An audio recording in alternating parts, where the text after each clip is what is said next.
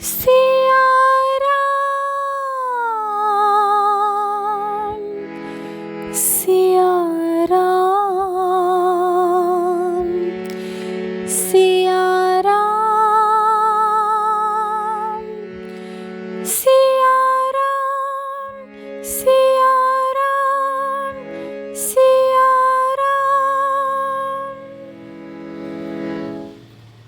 श्रीमद् वाल्मीकि रामायण के बाल कांड का 9वां सर्ग।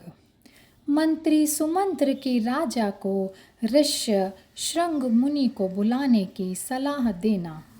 अश्वमेध यज्ञ की बात सुनकर सुमंत्र ने राजा से एकांत में कहा, महाराज, प्राचीन काल में सनत कुमार ने ऋषियों को एक कथा सुनाई थी। वह आपको पुत्र प्राप्ति से संबंध रखने वाली है। महर्षि कश्यप के एक पुत्र है जिनका नाम विभांडक है।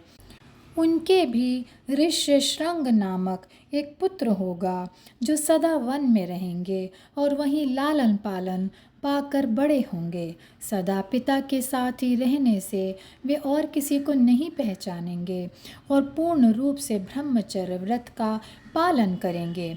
उसी समय अंग देश में रोमपाद नामक एक बलवान राजा होंगे, किंतु उनके द्वारा धर्म का उल्लंघन होने से उनके देश में अनावृष्टि होगी और सारी प्रजा भयभीत रहने लगेगी। इससे मुक्ति पाने हेतु राजा रोमपाद विद्वानों से उपाय पूछेंगे। ऐसा पूछने पर वे सारे विद्वान सलाह देंगे, महाराज, आप अपने राज्य में विभांडक ऋषि के पुत्र ऋष्य श्रृंग को आदर सहित ले आइए और अपनी शांता नामक कन्या का उनके साथ विवाह कर दीजिए। विद्वानों की इस सलाह से राजा बड़ी सोच में पड़ेंगे कि आखिर उन्हें किस उपाय से यहाँ लाया जाए। अब वे इसके लिए पुरोहित एवं मंत्रियों को भेजना चाहेंगे, किंतु पुरोहित गण ऋषि के भय के कारण जाने से इनकार कर देंगे और सोच विचार कर योग्य उपाय बताएंगे और कहेंगे कि इस उपाय द्वारा हम ऋषि को यहाँ ला सकेंगे और इसमें कोई दोष भी न होगा।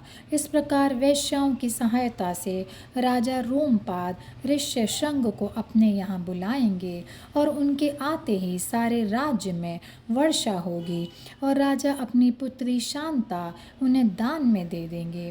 वे ही आपके लिए पुत्रों को सुलभ कराने वाले यज्ञ कर्म का संपादन कर सकेंगे। यह बात मैंने आपको सनत कुमार जी द्वारा कही हुई बताई है।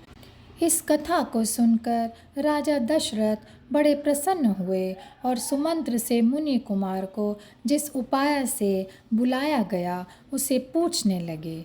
और यहीं पर यह अध्याय समाप्त होता है। जय सिया राम, जय सिया राम, जय सिया राम।